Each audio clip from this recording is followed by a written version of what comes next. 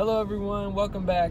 For this week's video, I did want to go over some of the buying process. I know with this being a new year, there are a lot of New Year's goals, resolutions everyone has.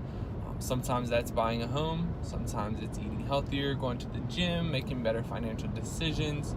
Whatever the case may be, I did want to go over a few things about the home buying process. There are some expectation versus realities that I did want to touch on. One of the biggest objections that I get when I do speak to a buyer or someone who is looking to purchasing a home is they don't think they have a good enough credit score, or they don't have a big enough down payment.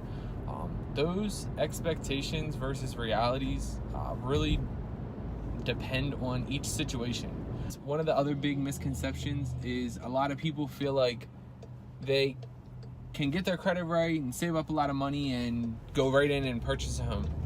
There is a lot more that entails to that process.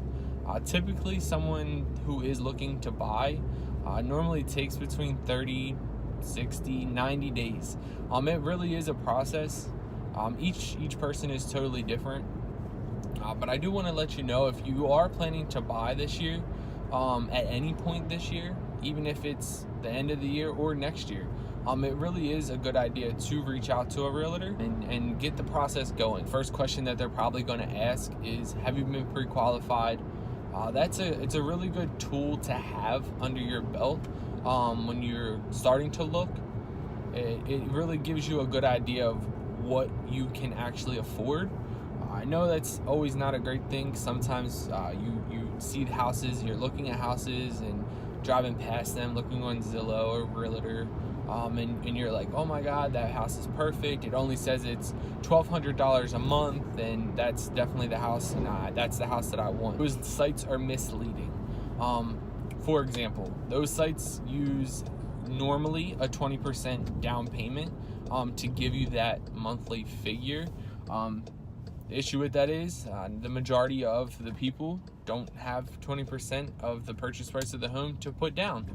And there's nothing wrong with that. The other aspect to reaching out prior to really getting down into the process is when you do find a home that you love and you're ready to put a contract in to really hold that house for you, you're going to want to have that pre-approval. So when we do go in and let the seller know that you're interested in this home, we have something to back you financially. They're gonna definitely look at your offer and feel as if your offer is more qualified when you do have that qualification from a loan officer or a mortgage company stating that you do actually have the funds available or the means necessary to get the loan in order to purchase the house. One of the other big things too, people don't really understand how long it takes to look for homes. Normally in this time frame right now, in January, February, and March, a lot of sellers aren't putting their house up for sale. They do feel as if they wait till the spring, it's a better time, the flowers are blooming, the grass is green, it's a little bit warmer out, and people are more likely to look. So it may take a little while for you to tour homes. There might not be anything in the market right now that fits your needs.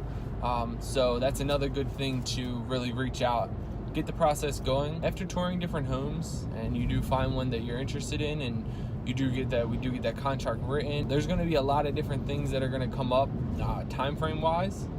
After the contract's in, you're going to do some negotiating.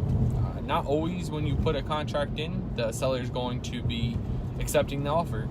Sometimes you're going to go up and down on the sales price or any inclusions that you're going to want to have with the purchase. You're going to want to have that realtor there to help you through the inspection and the appraisal, all the way up until settlement. It was an exciting day. That's the day that we'll close. That's the day that you get the keys to your home and start your new journey. With that being said, that's the general overview of the home buying process. I hope that answered a few questions that you may have had, especially if you're a first-time home buyer, you haven't been through the process in a while. If there's any additional questions that you do have, feel free to reach out to me or any other real estate agent that you may know. We're definitely here to answer any of those questions that you have. Don't feel scared about the process, even if, like I said, you're not even planning on purchasing a home to the end of this year or even next year. Once again, it's really good to get those questions answered early on. Really get yourself set up for success, and look forward to seeing everyone at the closing table.